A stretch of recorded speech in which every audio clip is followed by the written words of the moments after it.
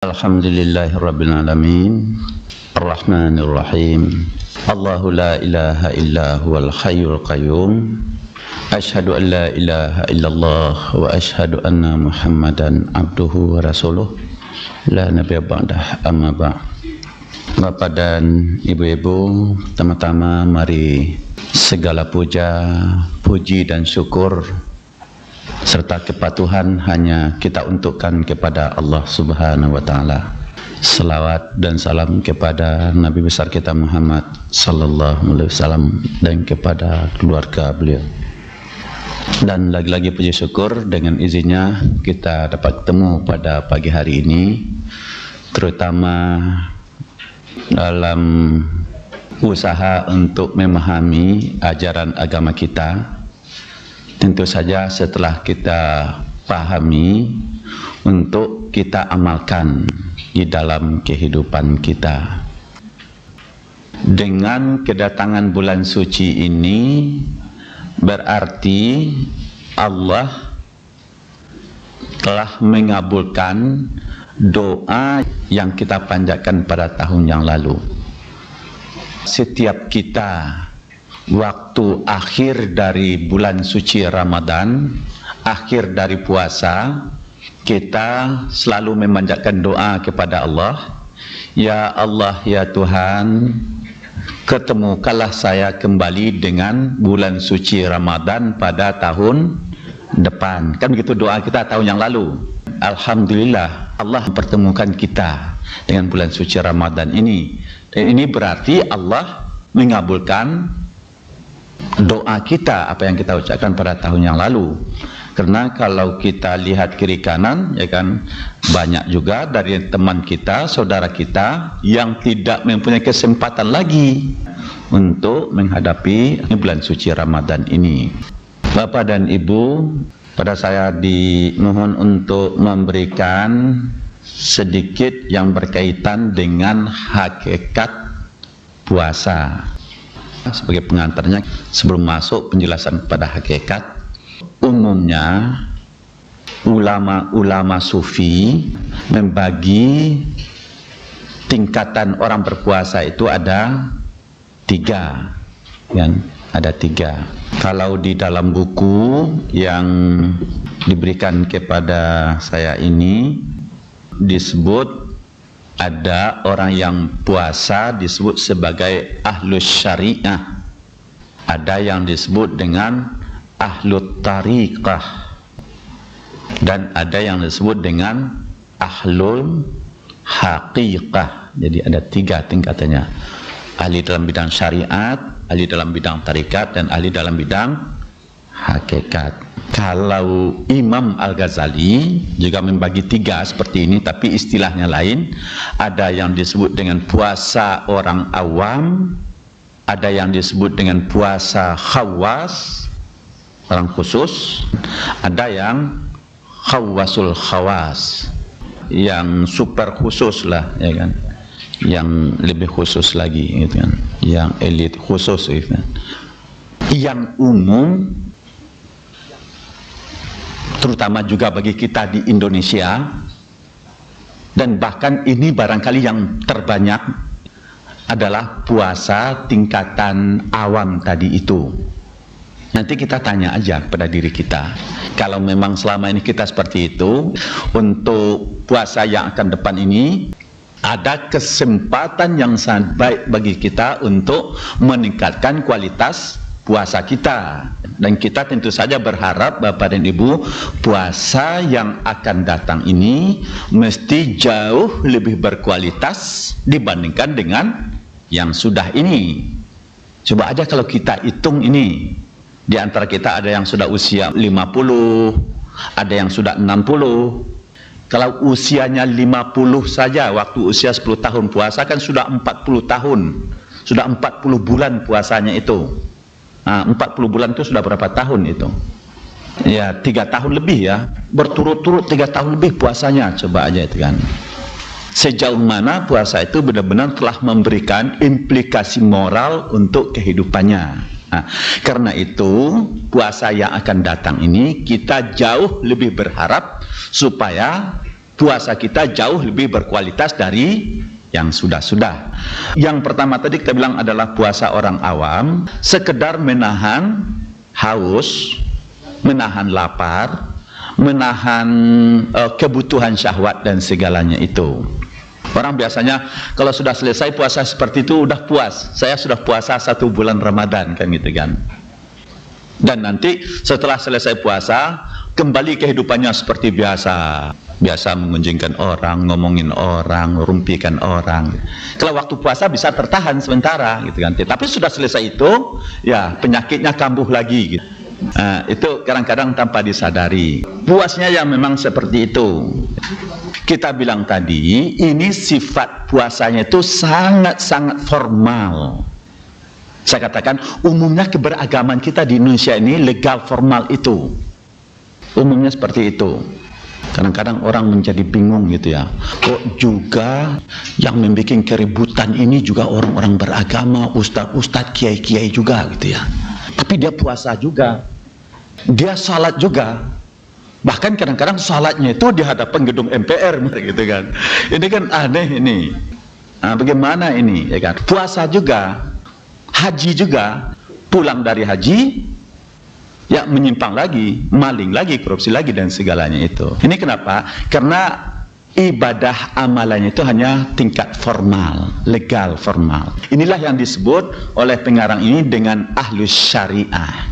Ahlus syariah itu kalau misalnya begini ibu-ibu, kita salat, kalau sudah terpenuhi syarat-syarat dan rukun salat, salat kita sudah sah atau belum? Syaratnya kan ada beberapa, ngadap kiblat, ya bersih, ya wudhu kan syarat-syaratnya. Udah ada rukunnya, mulai dari niat sampai dengan salam. Kalau sudah terpenuhi syarat-syarat dan rukunnya itu, salat kita sudah sah atau belum? Sudah sah salatnya. Ya salatnya sudah sah. Itu pendekatannya adalah legal formal syariah. Karena itu saya sudah salat, ya kan maling lagi tidak apa-apa. Saya itu ada sebuah pengalaman ibu-ibu, membawa jamaah umrah. Kalau pra Madinah itu yang bawa umrah biasanya saya yang membimbing. Dulu orang-orang bank yang kita bawa itu, dia mendapat kajian juga dari ustaz-ustaz. Katanya waktu itu bulan puasa, umrah, salat 1 kali di Masjidil Haram itu pahalanya sama dengan 100.000. 1 kali di sana sama dengan 100.000 kali di sini. Coba aja itu. Kalau 1 hari aja 10 kali, berapa pahalanya 1 hari? 1 juta kan? Karena itu dihitung-hitung itu dengan komputer. Karena orang bank waktu itu kita bawa gitu kan, dihitung-hitung. Waktu saya ceramah dari rekan jawab, ini Pak Ustadz kan besar sekali itu. Kita umrah ini ada 10 hari. 10 hari kali 1 juta sudah 10 juta. Besar sekali pahala. Kalau pulang nanti dari umrah tidak sholat lagi tidak apa-apa. Ya kan? Dan bahkan perhitungannya tidak begitu lagi Bapak dan Ibu. Perhitungannya itu adalah debit dan kredit. Apa debit kreditnya? Ya kalau pahalanya tadi 10 juta, kemudian korupsi 5 juta, 10 juta kurang 5 juta masih untung? Masih untung 5 juta. Saya katakan tidak apa-apa, tidak sholat tidak apa-apa. Kenapa? Karena perhitungannya perhitungan syariah tadi itu. Ini yang kita masuk gambarkan syariah. Pendekatan agamanya, pendekatan syariah, pahalanya sekian, ini sekian gitu kan. Saya katakan tidak apa-apa, tidak salat lagi, tidak puasa lagi, tidak apa-apa. Kemudian ibu-ibu nanya, kok begitu Pak Ustadz? Katanya. Ya saya bilang tidak apa-apa. Toh Bapak dan Ibu berangkat pergi umrah ini meninggalkan segala-galanya. Tugas, jabatan, pekerjaan segalanya kan ditinggalkan, keluarga. Setelah semuanya itu ditinggalkan, kadang-kadang di sana sakit juga. Kan katanya tidak ada yang berangkat yang tidak sakit itu. Semuanya sakit, yang tidak sakit itu hanya onta katanya gitu. Coba aja Bapak dan Ibu, tujuan kita umrah, tujuan haji itu sejauh mana bisa kita merubah sikap moral kita. Sehingga setelah pulang dari umrah itu terjadi seorang individu, pribadi yang berubah dari sebelumnya, kan itu tujuannya. Tapi tujuannya sudah untuk merubah, pulang dari sana ingin merusak kembali dirinya. Yang rugi itu siapa? Karena itu harus kita sadari, yang rugi adalah kita sendiri. Toh Allah rugi atau tidak? Ya tidak. Saya yang membawa rugi itu enggak? Ya tidak, kita membawa tidak rugi, kan dapat uang lah kita membawanya itu kan. Nah, ini hal yang kita jelaskan, ibu-ibu, kalau selama ini memang pendekatan kita segi agama itu adalah legal dan formal, ini pendekatannya syariah. Inilah agama secara umum atau keberagaman kita secara umum di Indonesia. Yang kedua adalah puasa khawas, orang-orang khusus. Mudah-mudahan kita meningkat ke tingkat ini. Tadi juga sudah disebutkan ada puasa zahir dan batin. Jadi bukan hanya yang lahirnya saja, yang zahirnya saja kita imsak, kita menahan, tetapi juga dari segi batin. Bapak dan Ibu, tentu saja secara umum kita pahami puasa khawas, tingkatan yang lebih khusus. Yang khusus ini kita menahan dari semua yang tidak diredai oleh Allah Subhanahu wa taala. Tidak diredai oleh Allah, kita tahan diri kita dari semua larangan Allah, baik perkataan ataupun perbuatan. Jadi bukan perbuatan saja. Kadang-kadang perkataan ini yang sering sekali kita terledor ini. Perkataan, nanti akan kita uraikan sedikit ini.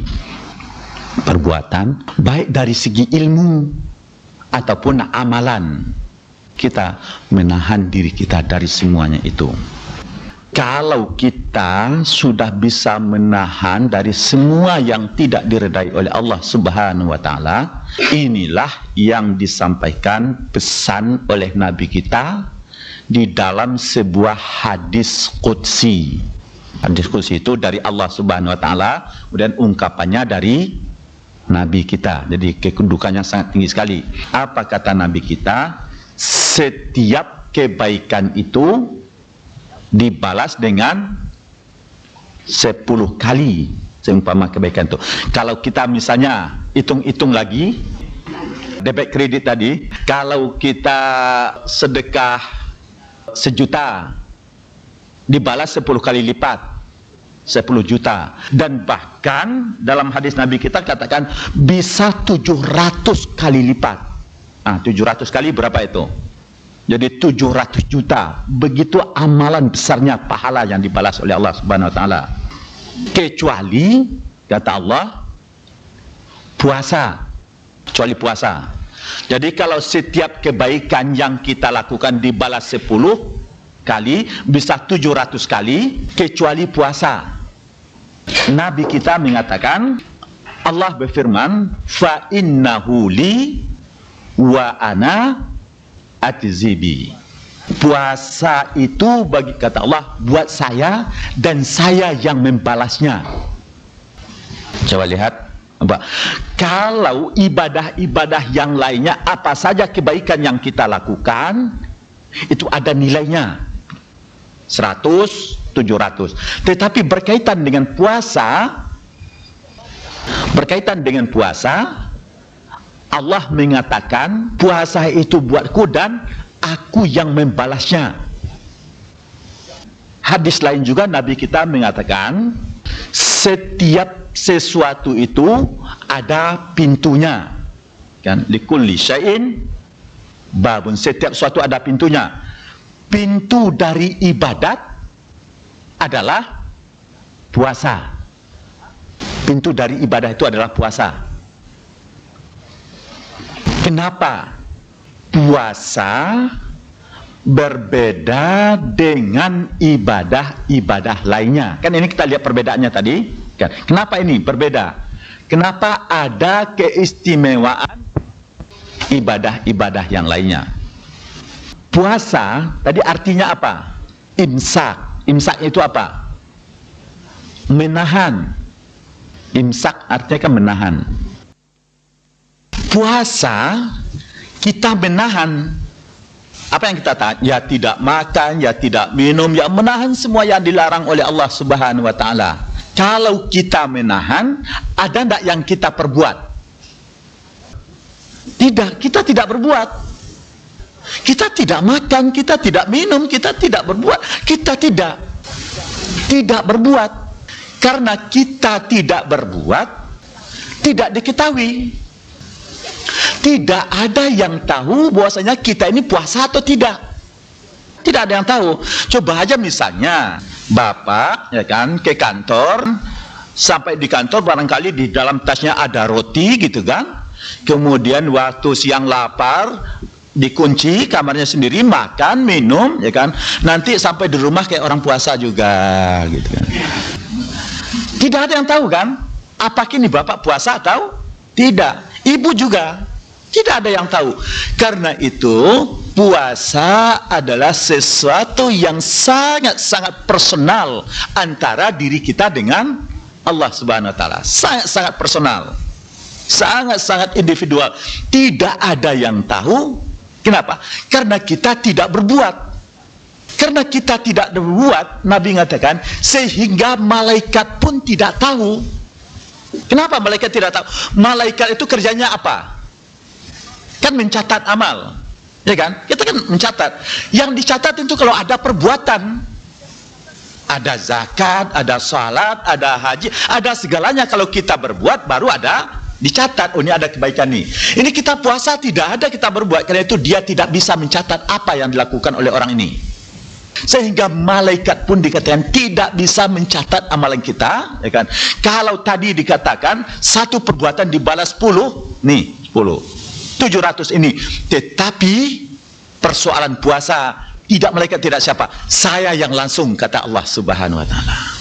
Karena itu Bapak dan Ibu, orang yang berpuasa begitu rasa dekatnya dengan Allah Subhanahu wa taala. Merasa dekat sekali dengan Allah. Coba aja ibu waktu bikin perbukaan nggak habis, disimpan dalam kulkas. Waktu sahur masih tidak habis lagi, disimpan lagi. Besok siangnya bapak pergi kantor, anak pergi sekolah, ibu mundar-mandir antara dapur dengan ke rumah, dapur ke rumah, haus, dibuka kulkas. Aduh, ini perbukaan semalam masih ada ini. Mau mengambil dan memakannya atau tidak? Kalau puasa tidak mau. Kenapa tidak mau? Karena puasa kan begitu alasannya. Padahal ini adalah milik ibu sendiri. Ibu yang beli, ibu yang bikin, dan ibu yang menyimpan. Ini halal atau tidak? Walaupun halal, tidak mau mengambilnya. Walaupun tidak ada orang yang melihat sama sekali. Tidak ada. Tidak ada kontrol yang datang dari luar. Tapi kontrolnya dari mana? Allah bersama saya. Coba lihat orang puasa. Yang lain tidak bisa. Hanya puasa yang merasakan kedekatan diri seseorang dengan Allah Subhanahu wa taala. Karena itu Allah mengatakan, ini istimewa, ini saya sendiri yang membalas. Nanti apa itu? Sedikit-sedikit kita akan mengantarkan kepada hakikatnya itu sendiri. Berbeda dengan ibadah lain seperti salat, seperti apalagi zakat, kita berbuat atau tidak? Haji berbuat, bersedekah berbuat. Karena kita berbuat, sering sekali apa yang kita perbuat ini muncul sifat riya di dalam diri kita.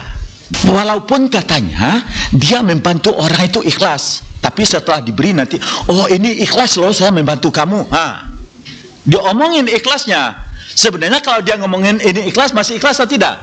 Tidak ada ikhlas lagi. Kenapa dia ngomongin? Karena takut dia itu diomongin apa dikira orang tidak ikhlas. Ya kan takut kan? Itu sesungguhnya sudah tidak menjadi ikhlas lagi. Orang kadang-kadang kalau pergi haji, odoh, saya sempat tawaf sekian kali, saya sempat umrah sekian kali, saya sempat diceritakan kepada orang amalan-amalannya itu. Menjadi sum'ah namanya, diomongin kepada orang. Ibadah apa yang kita lakukan akhirnya menjadi riya. Berbeda dengan puasa. Karena itu Allah Subhanahu wa taala berfirman, "Wa man kana yarju liqa'a rabbih falyamal amalan salihan wala yusyrik bi ibadati rabbih ahadan. Surat Al-Kahfi surat 18 ayat 110.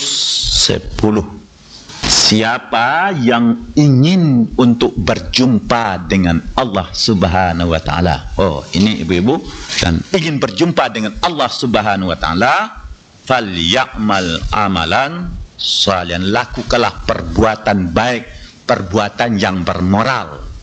Amalan salih itu bukan hanya salat, bukan hanya zakat, bukan hanya haji, tetapi amalan saleh semua perbuatan membantu fakir miskin, anak yatim, ya, dan segalanya itu disebut amalan salihan. Setelah amalan salihan dikatakan wala yusyrik bi ibadati. Jangan memperserikatkan Allah dengan hambanya, dengan siapapun. Apa yang dimaksudkan dengan mempersekutukan Allah di sini, Bapak dan Ibu? Ahli-ahli tafsir sepakat mengatakan mempersekutukan Allah di dalam ibadahnya tadi adalah syirik. Syirik itu dua macam. Yang pertama syirik jali yang terang, dan yang kedua syirik khafi yang tersembunyi di dalam diri kita. Apa yang dimaksudkan dengan syirik tadi, ibu-ibu? Kalau kita beramal, kalau kita berbuat, ada perasaan kita sesuatu di luar diri Allah Subhanahu wa taala. Pikiran kita kepada yang lain. Sesungguhnya itu sudah disebut dengan syirik. Coba lihat, riya disebut sebagai syirik. Riya, istilah kita apa itu? Pamer. Coba jika ibu atau bapak datang tadi ke sini dari rumah pakai pakaian yang indah, bagus. Kita disuruh oleh Allah pakaian indah atau tidak? Suruh oleh Allah. Allah itu maha indah, kita disuruh untuk indah, bagus. Tetapi jika ibu berpakaian yang bagus, modelnya bagus, jahitnya bagus, bahannya mahal, supaya nanti untuk pamer kepada orang, ingin mendapat pujian dari orang.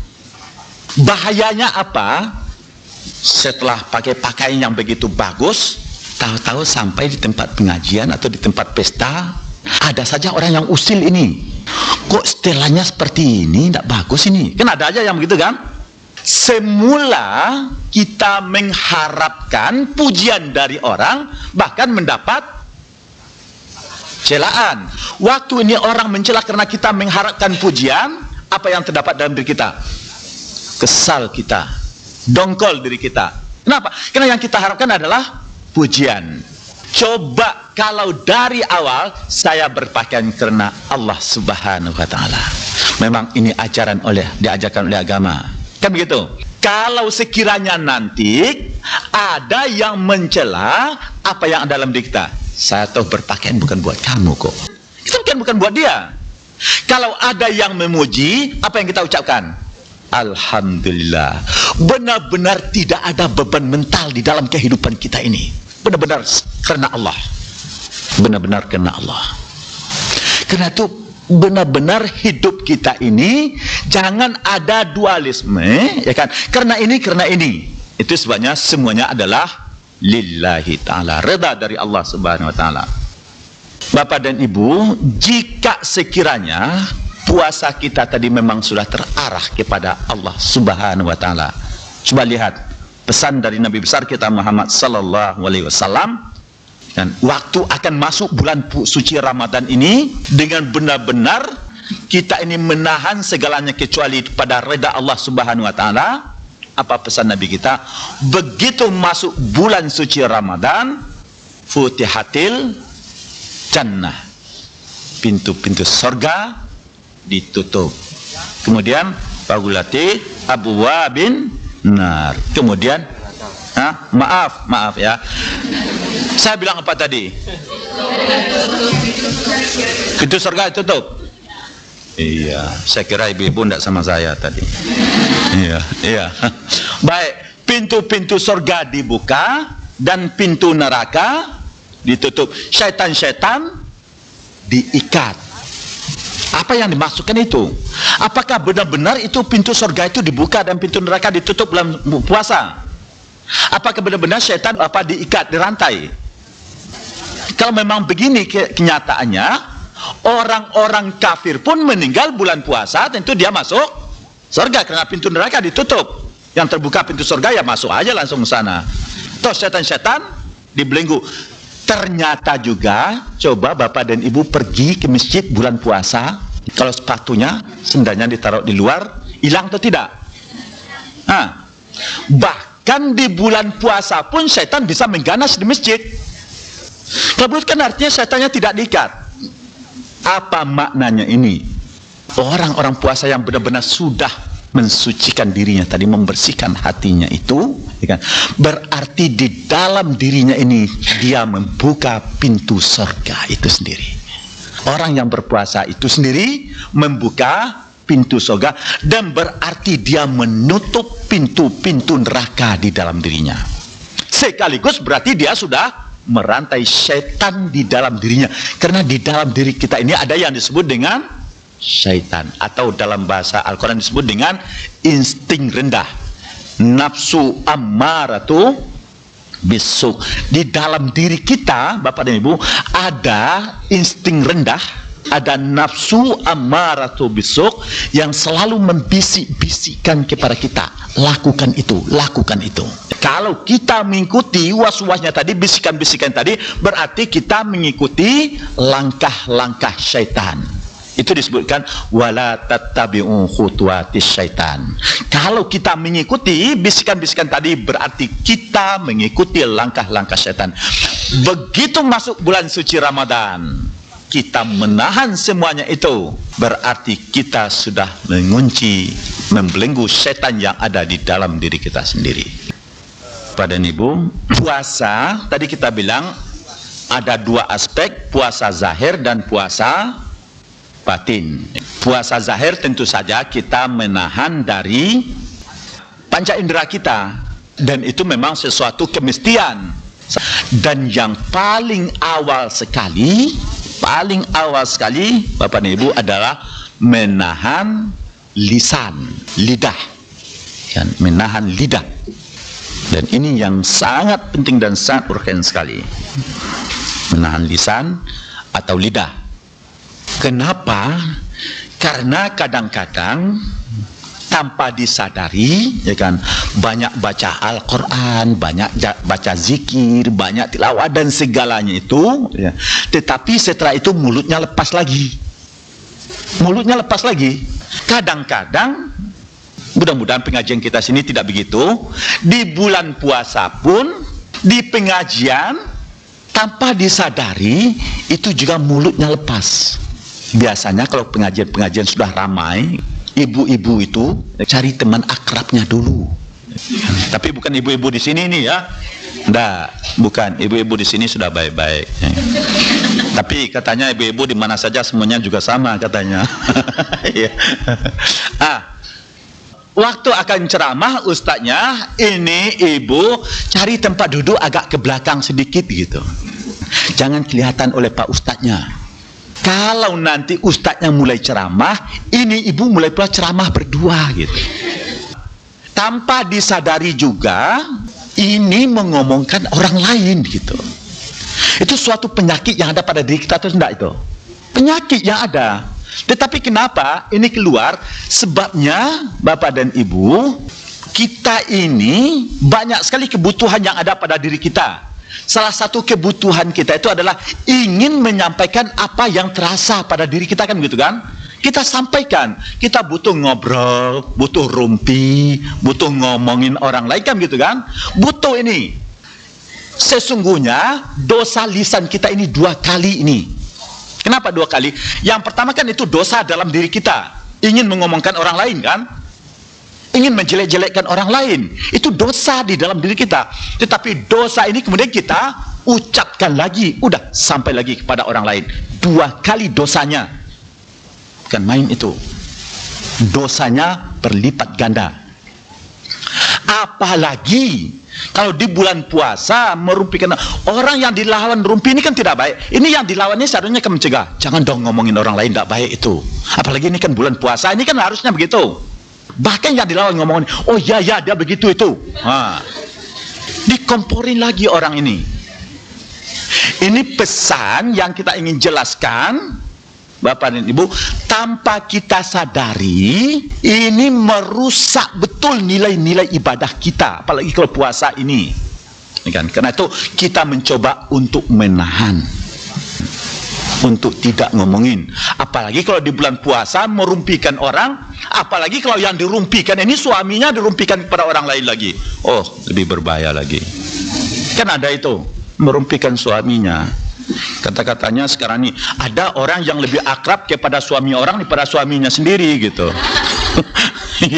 Iya kan?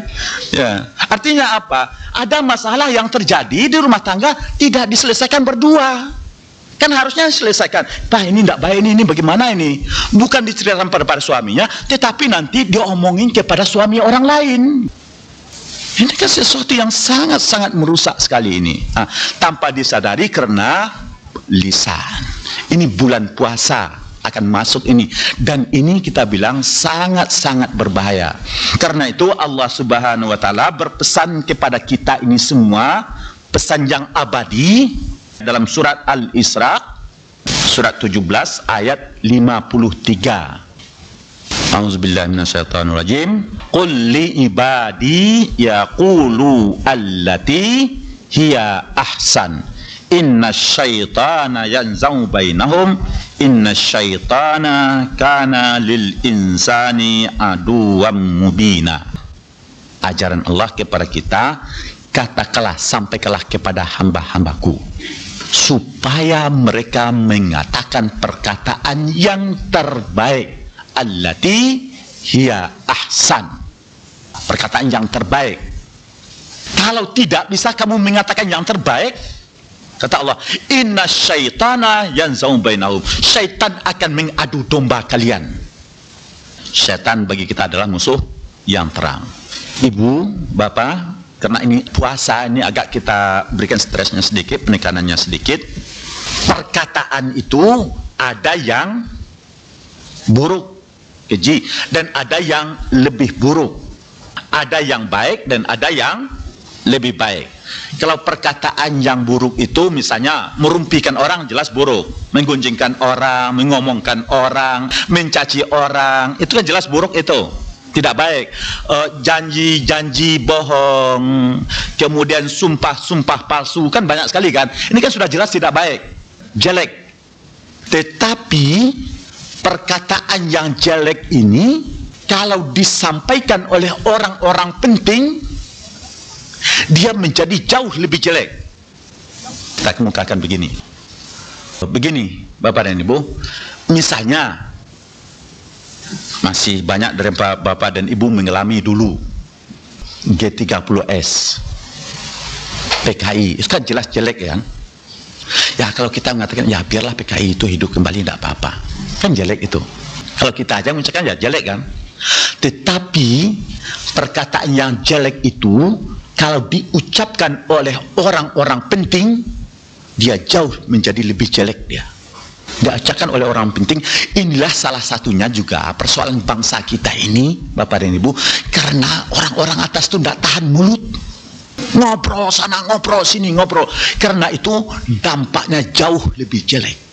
Dampaknya jauh lebih jelek. Kalau kita ini paling-paling gosip-gosip kecil ya.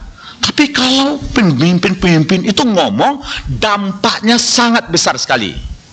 Karena itu diajarkan oleh Al-Quran, kalau tidak ada yang ngomongkan, yang terbaik diam.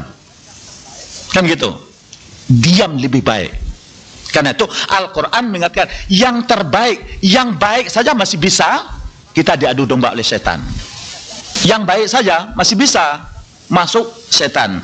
Misalnya menasihati orang itu baik atau buruk? Baik. Mengajarkan orang kan baik. Tetapi kalau yang baik ini kita terapkan tidak sesuai waktunya. Coba menasihati orang sedang makan, baik atau tidak? Tidak baik. Walaupun ini baik, tetapi menjadi tidak baik waktu kita makan. Karena itu kita cari tempat-tempat yang terbaik itu. Karena itu walaupun ajaran baik disampaikan pada tempat yang terbaik juga. Karena itu Allah mengatakan yaqulu allati hiya ahsan. Katakanlah perkataan yang terbaik. Itu juga sebabnya Bapak dan Ibu, di dalam hadis Nabi itu kan disebutkan sesungguhnya seorang mukmin al-muslimun man salimal muslimin bilisanihi wa biyadi. Seorang muslim itu adalah orang yang bisa menyelamatkan orang muslim yang lainnya dengan lidahnya. Coba, dengan lidah kita menyelamatkan orang lain. Kenapa? Karena kita bisa juga menghancurkan kehidupan orang lain hanya dengan lidah saja. Karena itu Bapak dan Ibu, bagaimana kita bisa mengontrol perkataan kita, terutama waktu menghadapi dan melaksanakan bulan suci Ramadan dan setelah selesainya nanti. Kalau para sufi itu mengatakan begini, Bapak dan Ibu, seorang sufi itu lidahnya terletak di belakang hatinya. Apa artinya? Orang-orang muslim itu lidahnya di belakang hati, jadi hati di depan. Apa artinya? Sebelum ngomong segala sesuatu itu dia harus pikir dulu, ini benar atau tidak. Tapi seorang yang munafik, kata Nabi kita, itu lidahnya di hadapan hatinya, dia ngomong dulu. Nah itu biasanya kalau pesan-pesan para sufi itu begini, Bapak dan Ibu, tahanlah kelebihan omongan kita, tahanlah kelebihan omongan kita, dan lepaskanlah kelebihan harta kita. Harta kita lebih kita lepaskan, tidak apa-apa. Kita berwakaf, kita bersedekah, membantu orang lain. Kalau omong di tangan tidak apa-apa. Yang kita ini umumnya terbalik. Kelebihan harta ditahan, kelebihan omongan dilepaskan. Nah, ini bulan puasa adalah bulan untuk melepaskan harta kita untuk membantu dan yang lainnya itu. Bapak dan Ibu, ini terlalu banyak untuk sampai kepada tujuan yang kita jelaskan. Ingin kita simpulkan, puasa zahir kita ini harus kita menahan semua anggota tubuh kita dari hal-hal yang tidak diredai oleh Allah Subhanahu wa taala. Apakah itu perkataan mulut kita, apakah penglihatan, ataupun pendengaran, kaki kita, tangan kita, dan segalanya memang sudah saatnya, patutnya kita untuk menahan. Terakhir mari kita lihat Bapak dan Ibu, saya kira semua kita kenal tokoh yang sangat populer dan sangat kenal sekali, yaitunya Abu Hanifah bin Nu'man.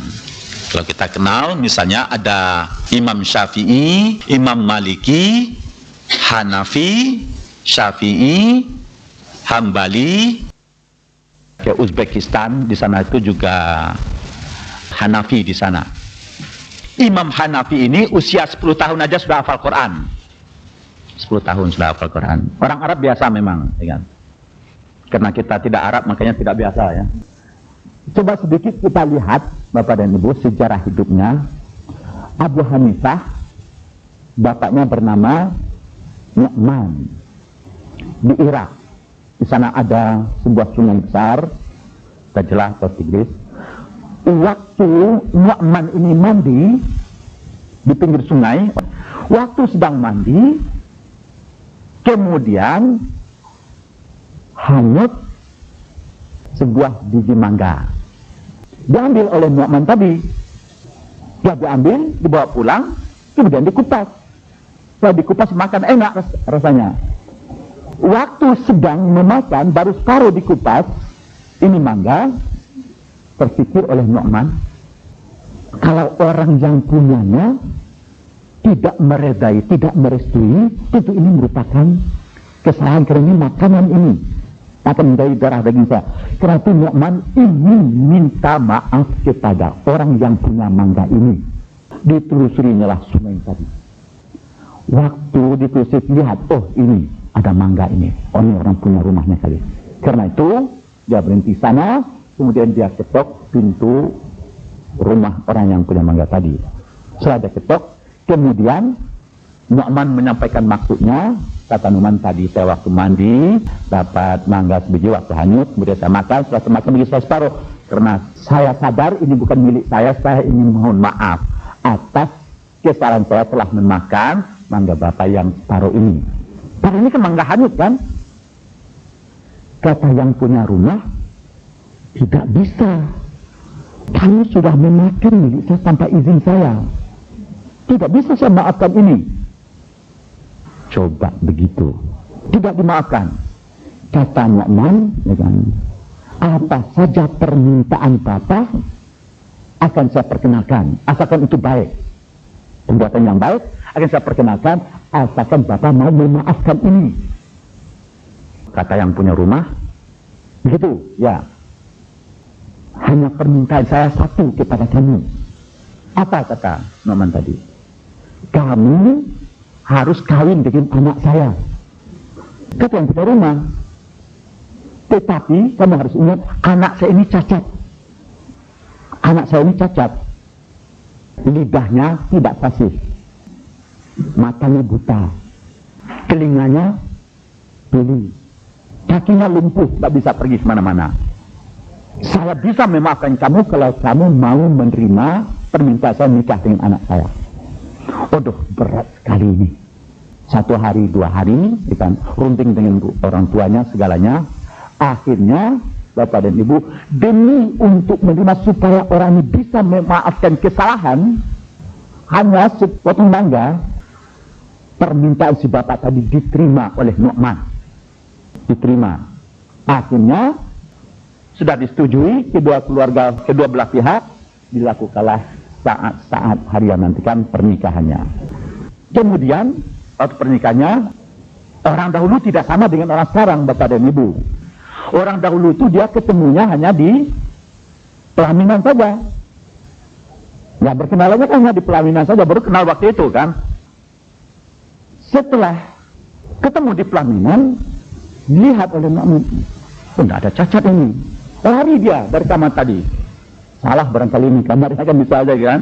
Ini tidak ada nih cacatnya. Sampaikan kepada bapak, oh ini tidak ada cacatnya. Akhirnya diajak keluar kedua-duanya, disampaikan oleh bapak yang perempuan, inilah anak saya yang saya masukkan cacat tadi itu. Apa artinya? Memang lidahnya selama ini tidak pernah mengomongkan hal-hal yang dilarang oleh Allah. Matanya tidak pernah melihat hal-hal yang dilarangkan. Telinganya pun tidak pernah mendengarkan sesuatu yang dilarang oleh Allah. Kakinya lumpuh yang saya masukkan itu tidak pernah pergi ke tempat-tempat yang dilarang oleh ajaran-ajarannya. Inilah yang saya masukkan dengan anak saya yang cacat tadi itu. Kenapa ini yang diintai oleh si bapak perempuan tadi? Karena ini orang si Nu'man hanya sepotong mangga aja makan minta maaf. Ini kan jelas orang baik ini. Firasat seorang bapak gitu kan. Ini perlu saya tangkap orang ini gitu kan. Akhirnya setelah perkawinan itu, bapak dan ibu melahirkan seorang putra yang disebut dengan Abu Hanifah. Itulah Abu Hanifah yang pernah juga belajar kepada Ja'far As-Sadiq, ulama besar sekali. Bagian terakhir adalah puasa ahlul haqiqah. Puasa ahlul haqiqah, dan dikatakan biasanya ini adalah puasa para nabi, orang-orang saleh, orang-orang ini, ya kan. Barangkali kita tidak usah melompat dulu lah. Yang khawas tadi aja kalau sudah terpenuhi ya alhamdulillah nantinya. Khawasul khawas yang terakhir ini atau ahlul haqiqah, sesungguhnya tidak ada sesuatu pun yang dilihat kecuali hanya Allah Subhanahu wa ta'ala. Sifat-sifatnya, nama-namanya. Tidak ada yang dilihat, tidak ada yang wujud selain dari Allah Subhanahu wa ta'ala. Bapak dan Ibu, berarti orang puasa yang hakikah tadi, dia puasa harus membersihkan zahirnya dan batinnya dari syirik. Baik syirik yang terang, disebut syirik jali, ataupun syirik khafi dari tadi harus membersihkan dirinya. Semuanya benar-benar syirik khafi seperti riya yang kita sebutkan tadi, benar-benar harus membersihkan dirinya hanya untuk reda Allah Subhanahu wa taala. Bagaimana puasa hakikat? Dan barangkali memang kita perlu juga sedikit mengamati ini, Bapak dan Ibu. Kalau kita ini puasa, biasanya kan selalu mengharapkan mendapat surga, mendapat apalagi kenikmatan di alam akhirat dan segalanya itu. Bagi seorang yang puasanya sampai kepada tingkat hakikat, dia sudah tidak membutuhkan segala sesuatu itu lagi, tidak mengharapkan segala sesuatu itu. Yang diharapkan hanyalah satu, seperti yang kita bilang tadi, sesungguhnya mangkana yarju liqa'a rabbih. Jadi sesungguhnya puasa yang diharapkan itu adalah ingin untuk berjumpa dengan Allah Subhanahu wa taala. Berjumpa dengan Allah itulah sesungguhnya yang dimaksud dengan surga bagi orang-orang puasa hakikat tadi. Kadang-kadang kita ini kan puasa meminta surga. Tetapi di saat kita meminta surga, waktu kita berdoa, kita lupa kepada yang menciptakan surga itu. Kan lupa bisa. Kalau Imam Ali radhiyallahu pernah mengatakan begini, Bapak dan Ibu, mengucapkan alhamdulillah itu apa? Ya Allah ya Tuhan, saya menyembah Engkau bukan karena mengharap surga Engkau, sama dengan Rabi'ah al-Adawiyah, dan bukan karena takut kepada neraka Engkau. Kalau Rabi'ah kan mengatakan, ya Allah ya Tuhan, jika saya menyembah Engkau karena mengharap surga Engkau, haramkanlah surga Engkau bagi saya. Tapi jika saya menyembah Engkau karena takut kepada neraka Engkau, lemparkanlah saya ke dalam neraka Engkau. Imam Ali lebih mengatakan lagi, ya Allah ya Tuhan, saya menyembah Engkau karena bukan Engkau menciptakan saya orang yang terbaik dari yang lainnya. Tidak. Saya menyembah Engkau ya Allah karena ingin berjumpa dengan Engkau. Ingin berjumpa dengan Allah. Dan tentu saja Bapak dan Ibu, kita tidak mungkin berjumpa dengan Allah tanpa kebersihan hati, tanpa kedamaian dan ketenangan. Inilah yang dimaksudkan ayat yang sering sekali dibaca pada bulan suci Ramadan itu, ya ayyatuhan nafsul mutmainnah irji'i ila rabbiki radiyatan mardiyah fadkhuli fi ibadi wadkhuli jannati. Yang dipanggil oleh Allah Subhanahu wa taala adalah jiwa yang mutmainnah, jiwa yang tenang, jiwa yang tentram, jiwa yang damai. Inilah jiwa yang dipanggil oleh Allah masuk ke dalam jiwa yang reda dan diredai oleh Allah, dan masuk ke dalam hambanya dan masuk ke dalam surganya. Apa yang kita masukkan ke dalam surganya itu, Bapak dan Ibu, sesungguhnya, barangkali ini yang terakhir kita jelaskan, sesungguhnya bukan surga nanti yang kita masukkan di sini oleh ayat ini. Surga itu adalah di dunia ini juga. Di dunia ini.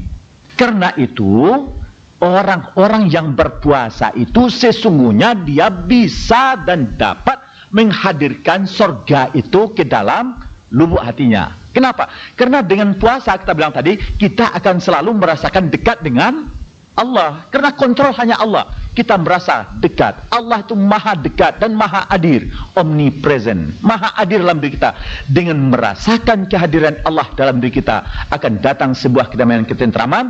Itu berarti kita menghadirkan surga ke dalam lubuk hati kita. Puasa adalah sarana yang terbaik sekali untuk menghadirkan kembali Allah ke dalam diri kita. Ya. Tidak ada tujuan segala sesuatu kecuali hanya Allah Subhanahu wa taala.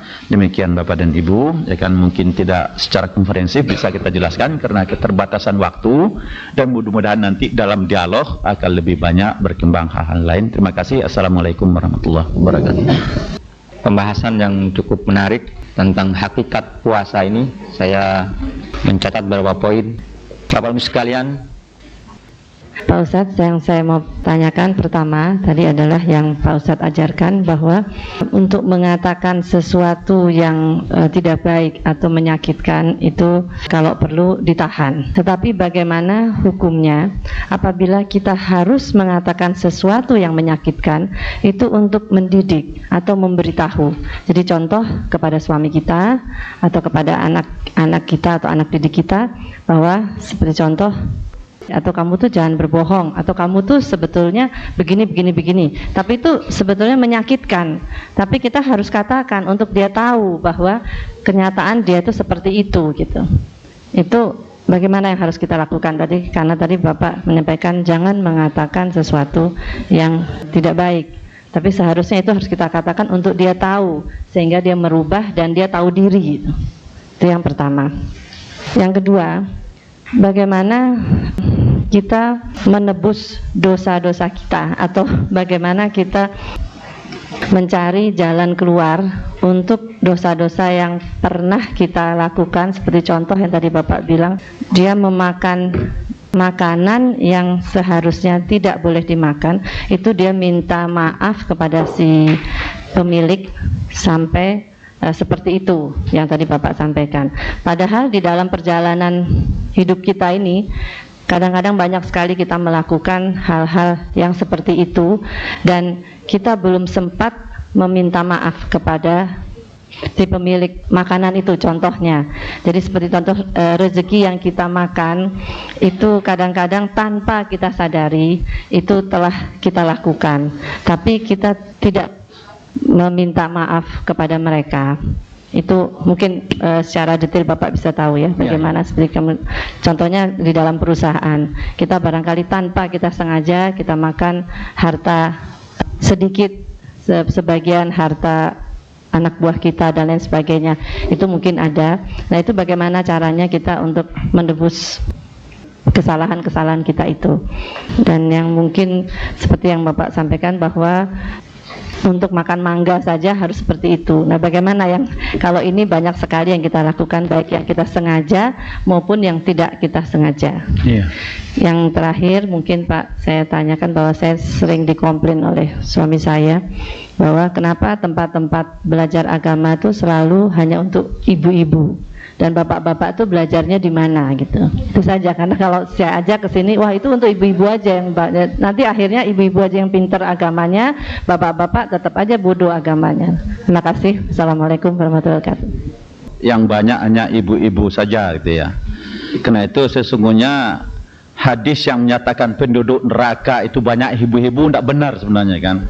Bahkan mungkin banyak bapak-bapak kali yang penduduk nerakanya gitu kan.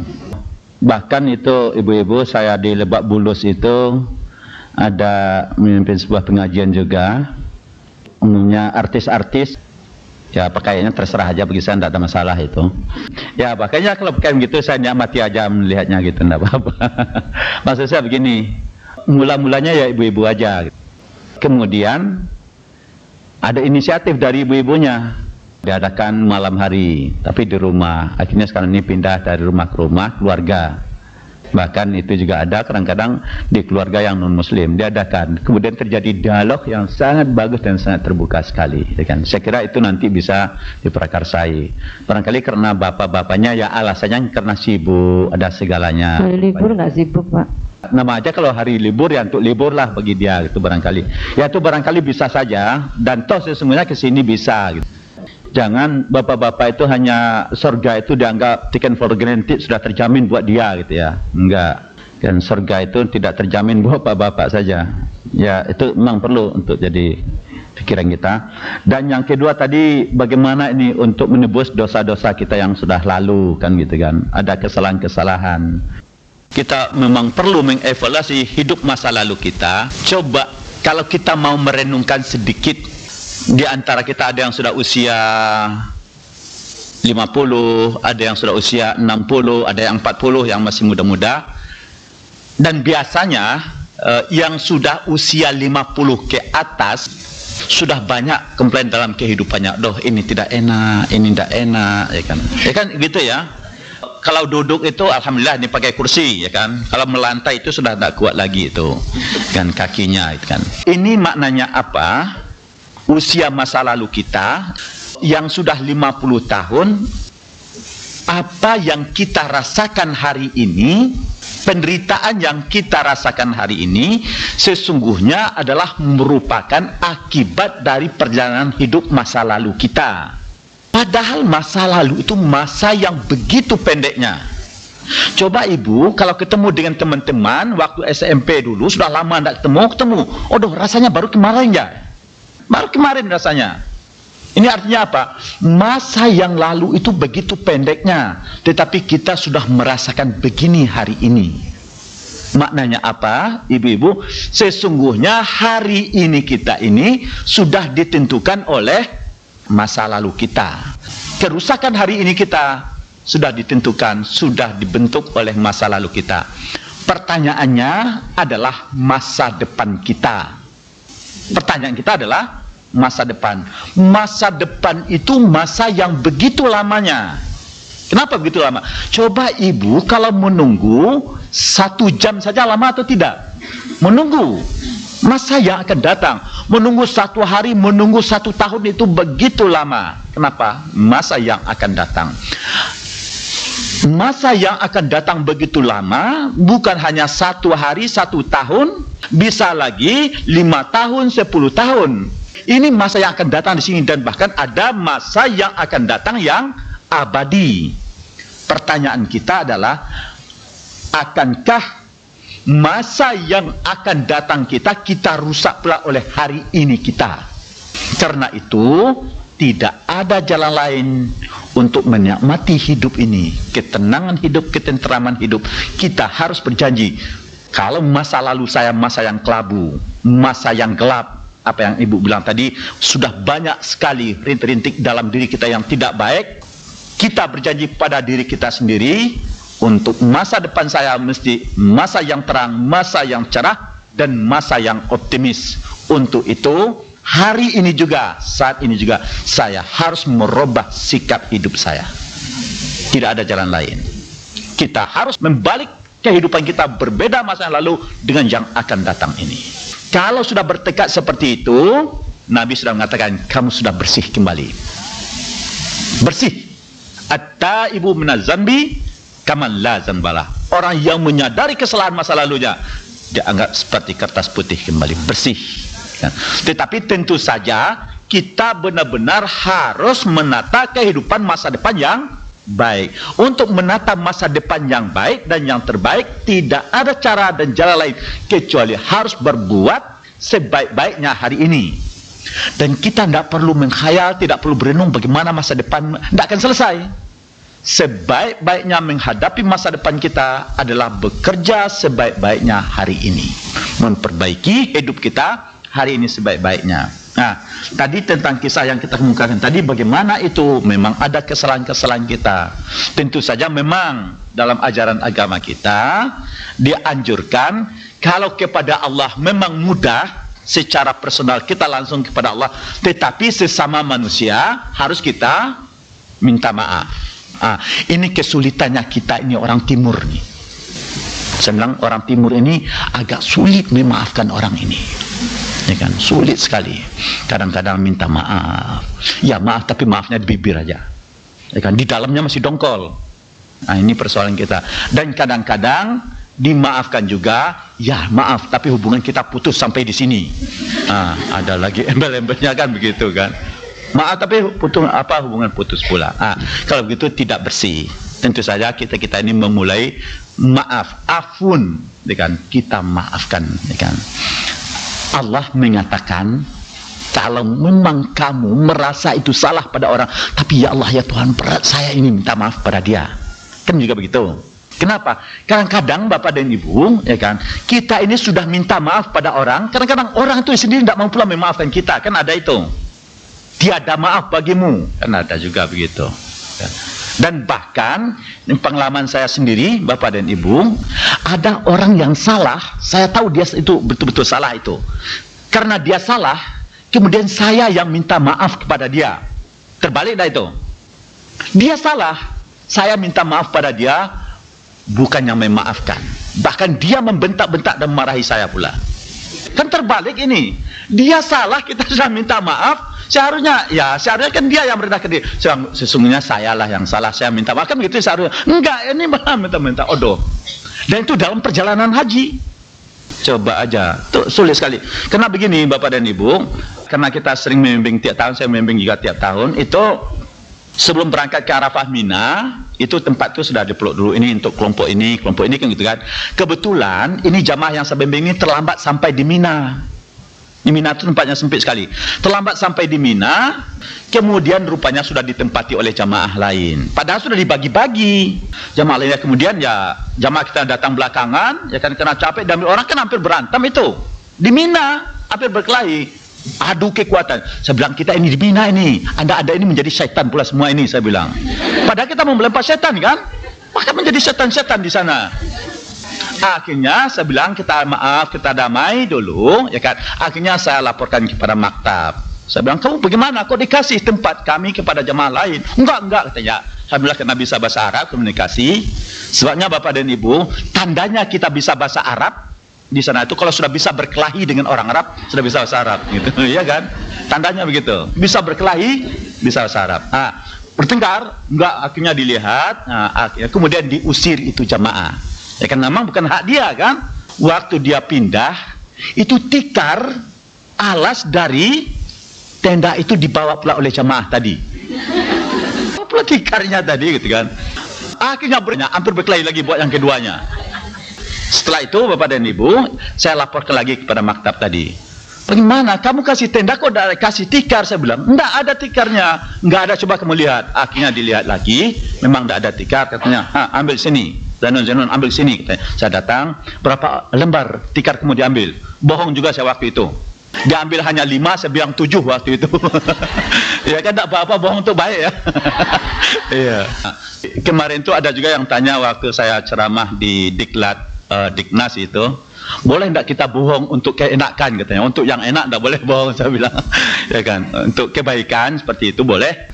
Akhirnya dikasih 7 lembar tikar tadi, ya kan, akhirnya ambil jamaah. Besok paginya, karena baru sampai di Mina, kan mau pergi melempar jumrah ini. Yang tadi kan sudah jelas salah dia itu. Sebelum pergi melempar, pagi-paginya saya datang kepada mereka. Kita ini kan sama-sama mau pergi berhaji ini. Di sini kita di Mina, kita akan melempar setan ini, saya bilang. Kalau memang ada kesalahan di pihak saya tadi, kami minta maaf semua, gitu kan. Bukannya dia memaafkan, saya bilang tadi, bahkan dia membentak-bentak saya lagi. Coba itu, benar sulit sekali untuk memaafkan ini. Itu sulit memaafkan orang kita ini. Karena itu ada rasa kesulitan kita, gitu kan.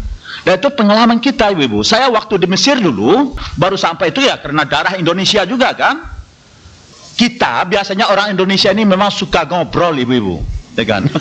Ya suka ngobrol itu. Jadi kami di Mesir itu ada di asrama, satu kamar masing-masing. Itu makan siang siapkan sarapan. Tapi kalau malam tidak disiapin, kita masak sendiri. Nah itu masak ramai-ramai. Karena saya orang Padang kan biasa masak ini. Jadi kalau pesan catering nanti sama saya aja pesan gitu kan. Jadi masak ramai-ramai. Ya karena ramai-ramai ribut. Ini sebelah saya itu ada orang Mesir, digedornya pintu kita gitu kan. Ya kan kita kalau ada tamu digedornya juga marah gitu kan. Sekali lagi digedor lagi gitu kan. Tanpa ngomong apa-apa saya keluar, saya tenju itu orang Mesir. Ya kan? Marah sekali. Bapak dan Ibu, besok harinya saya dilaporkan kepada pimpinan asrama. Setelah dilaporkan kepada pimpinan asrama, dipanggil, ya kan? Tidak lama sudah itu anak itu ketemu lagi dengan saya tenju kembali. Laporin lagi, saya bilang pada pimpinan asrama. Ini sifat orang kita, termasuk saya sendiri pada mulanya. Laporin lagi, saya bilang. Akhirnya tidak mau dia lagi. Setiap pagi, karena dia lewat di hadapan kamar saya, dia selalu mengucapkan sabah al-khair, gitu kan, selamat pagi. Saya diam aja, masih dongkol itu dalam. Maknanya apa? Kan dia yang saya tinju 2 kali kan? Jelas kita yang salah. Tetapi dia mengucapkan selamat pagi, assalamualaikum. Saya diam aja. Kita yang salah gitu kan. Akhirnya dia datang pada saya, dia ngomong, kenapa kamu kalau saya ucapkan salam tidak mau jawab, katanya. Kalau saya salah saya minta maaf.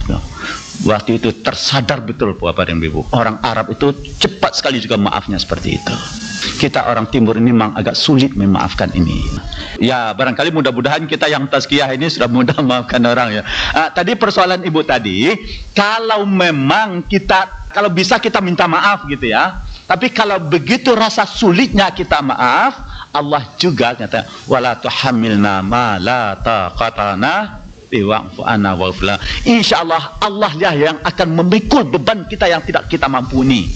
Allah akan mengampun asal memang benar-benar tulus dari kita untuk melakukan perubahan itu sendiri.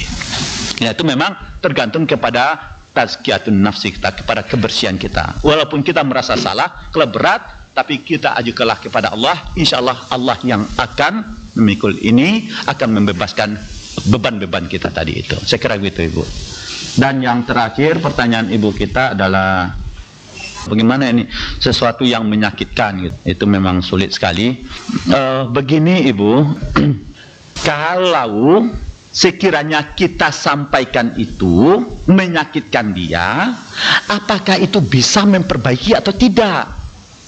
Itu yang kita bilang tadi. Kita harus melihat situasi dan kondisinya. Bahkan kadang-kadang ya memang orang salah. Begini Bapak dan Ibu, kita ini salah. Misalnya kita kadang-kadang sangat amat sulit untuk menerima kenyataan diri kita sendiri. Sangat amat sulit. Kita memang untuk menunjuk orang lain, untuk menyalahkan orang lain ini mudah sekali. Kamu salah, kamu salah. Kalau istilah saya itu, kita ini orang-orang yang sangat amat pintar untuk bisa menyalahkan dan mengkritik orang lain, tetapi sangat amat lemah untuk bisa mengkritik, mempertanyakan diri kita sendiri. Puasa adalah ke dalam ini, tidak keluar. Karena itu tanya kepada diri kita ke dalam, jangan keluar gitu kan. Bagaimana ini kalau kita menyampaikan ini pada orang, jika orang itu menyakitkan dia, apakah dengan kita menyampaikan menyakitkan dia itu dia bertambah baik atau bertambah jelek? Kalau dia bertambah jelek, jangan sampaikan dulu. Karena itu benar-benar kita harus melihat kondisi dan situasinya itu. Bisa juga Bapak dan Ibu menyampaikan melalui yang lain, teman lain. Misalnya memang ini suami kita, misalnya bisa melalui orang tuanya, bisa melalui adiknya, bisa melalui. Tetapi sebaiknya, ini saya bilang tadi Bapak dan Ibu, sebaiknya maaf saja kalau suami kita kurang baik misalnya kan, sebaiknya jangan diomongkan kepada orang lain.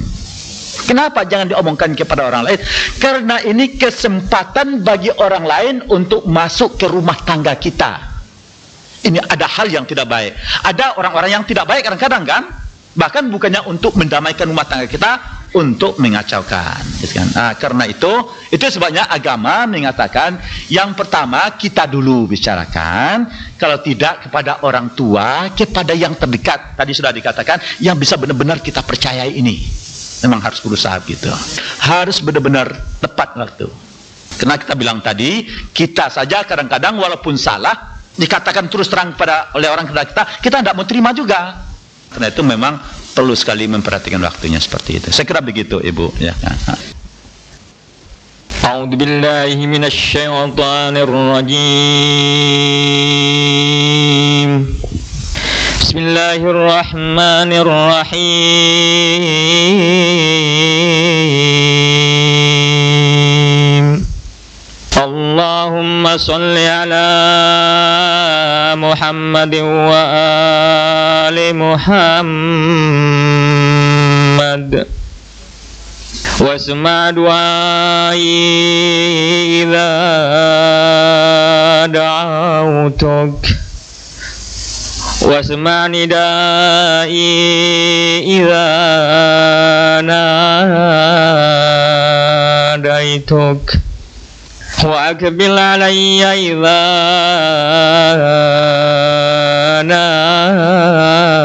najaituk faqad haramtu ilayka wa waqaftu bayna yadayk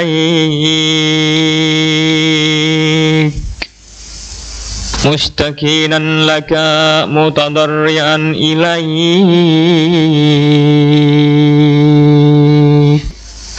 rajian lima ladaika thawabi wa ta'lamu ma fi nafsi wa takhmuru hajati wa ta'rifu dhamiri. Ya Allah, sampaikan selawat kepada Muhammad dan keluarga Muhammad. Ya Allah, dengarlah doaku ketika aku bermohon kepadamu. Dengarlah panggilanku ketika aku memanggilmu. Terimalah aku ketika aku bermunajat kepadamu, sehingga aku berlari kepadamu dan berhenti di hadapanmu ya Allah, karena butuh kepadamu, ingin menghampirimu, dan karena menyimpan harapan untuk meraih pahala di sisimu. Engkau mengetahui apa yang ada pada diriku, mengetahui hajatku dan bisikan hatiku. Tidaklah tersembunyi bagimu tempat kembaliku dan tempat tinggalku kelak. Tidak tersembunyi juga apa yang kuinginkan, yang kumulai dengan ucapan dan kuucapkan karena adanya dorongan dari keinginanku. Wahai junjunganku, telah berlaku takdirmu pada diriku dalam kesendirian dan keramaian sampai berakhir umurku. Di tanganmu bukan di tangan selainmu, kelebihan dan kekuranganku, manfaat dan mudaratku. Ilahi, jika kau halangi aku, kepada siapa lagi aku akan memperoleh karunia? Jika kau hinakan aku, siapa lagi yang akan menolongku? Ilahi, aku berlindung kepadamu dari murka dan marahmu. Jika aku tidak layak memperoleh rahmatmu, engkau layak mencurahkan kedermawananmu padaku dengan keluasan karuniamu. Ilahi, ya Allah, aku adalah hambamu yang lemah dan berdosa, hambamu yang ingin kembali kepadamu. Maka jangan jadikan aku orang yang kau palingkan wajahmu darinya, orang yang kau hijabi kelalaiannya dari ampunannya. Ilahi, anugerahkan kepadaku kepasrahan yang sempurna kepadamu, dan pancarkan cahaya pandangan batin kami dengan cahaya pandangannya kepadamu, sehingga pandangan batin kami dapat merobek dan membakar tirai-tirai cahaya, kemudian sampai ke tempat keagunganmu, dan ruh kami tergantung kepada kemuliaan kesucianmu. Ilahi, jadikan aku di antara orang yang kau panggil lalu ia menjawabmu, orang yang kau pandang lalu ia jatuh pingsan karena keagunganmu, lalu kau panggil ia dalam kesunyian dan ia beramal karenamu dalam keramaian. Ilahi, tidak kubiarkan keputusasaan menguasai kebaikan sangkaanku kepadamu, tidak terputus harapanku dari keindahan kemuliaanmu. Ilahi, jika kesalahanku menjatuhkan aku di hadapanmu, ampuni aku dengan kebaikan tawakalku kepadamu. Ilahi, jika dosa-dosaku menurunkan aku dari kemuliaan karuniamu, keyakinanku mengingatkan aku pada kemuliaan kasih sayangmu. Ilahi, jika kelalaian menidurkan aku dari persiapan untuk berjumpa denganmu, makrifat menyadarkan aku akan kemuliaan nikmatmu. Ilahi, jika besarnya siksamu memanggilku ke neraka, limpahan pahalamu memanggilku ke surga. Ilahi, kepadamu aku bermohon, dan kepadamu aku berdoa dan berharap. Aku mohon kepadamu, sampaikan selawat kepada Muhammad dan keluarga Muhammad. Jadikan aku di antara orang yang senantiasa berzikir kepadamu, orang yang tidak menyalahi janjimu, tidak melupakan bersyukur kepadamu, dan tidak merendahkan perintahmu. Ilahi, sampaikan aku pada cahaya kemuliaanmu yang paling agung, sehingga aku mengenalmu dan aku berpaling daripada selainmu dan takut kepadamu, ya Dzal Jalali wal Ikram, wahai yang maha memiliki keagungan dan kemuliaan. Semoga Allah menyampaikan sholawat dan salam yang tak terhingga kepada Muhammad Rasulmu dan keluarganya yang suci. Assalamualaikum warahmatullahi wabarakatuh.